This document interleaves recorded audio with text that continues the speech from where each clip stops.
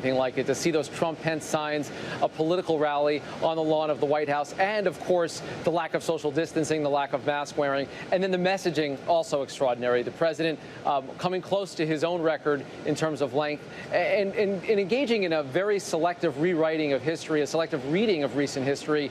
No mention directly of Jacob Blake, but mentioning Kenosha, and going after Joe Biden in the most detailed, comprehensive way possible. It was a meandering speech. He checked a lot of boxes with it, but it was distinctly Trumpian in its impact. It meant to rally his base, get people behind his candidacy, and set the stage for the months ahead. Yeah, he talked a lot about security, a lot about the economy, tried to tout some of his accomplishments. Do you think it'll work not only to rally his base, but to attract some of the moderates that he's trying to get?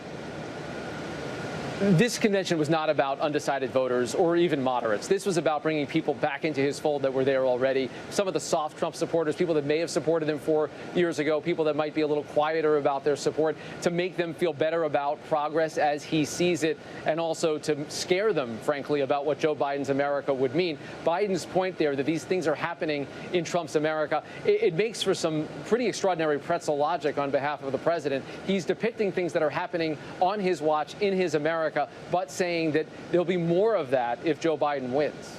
Rick, and you mentioned this already, there has been a lot of criticism about him doing this at the White House. Some say it's unethical, some say it's illegal. Walk us through the issues there, and do you think it will impact him politically or legally?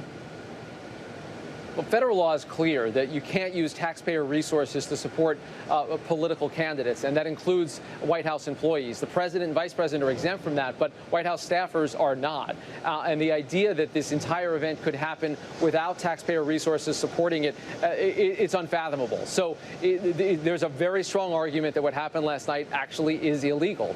That how you litigate that, whether there are consequences, is another story. And whether it matters politically, I don't think it changes minds one way or the other. But that's not the point. Of course, these standards exist for a reason.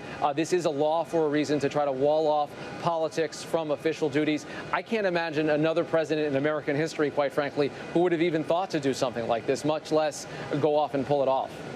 All right, well, Rick, now it's all over. Both major party conventions, they're done. What can we expect as we head into the home stretch now of the campaign season? Well, as Mary mentioned, we're talking about campaign events on the Biden side, which really hasn't happened since the pandemic began.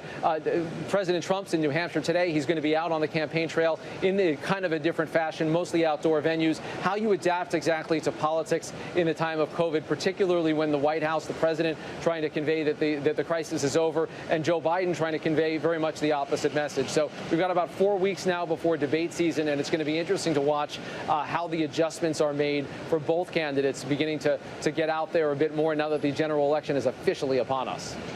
Rick, we appreciate the breakdown and appreciate your time as always. Thank you. Hi, everyone. George Stephanopoulos here. Thanks for checking out the ABC News YouTube channel. If you'd like to get more videos, show highlights, and watch live event coverage, click on the right over here to subscribe to our channel. And don't forget to download the ABC News app for breaking news alerts. Thanks for watching.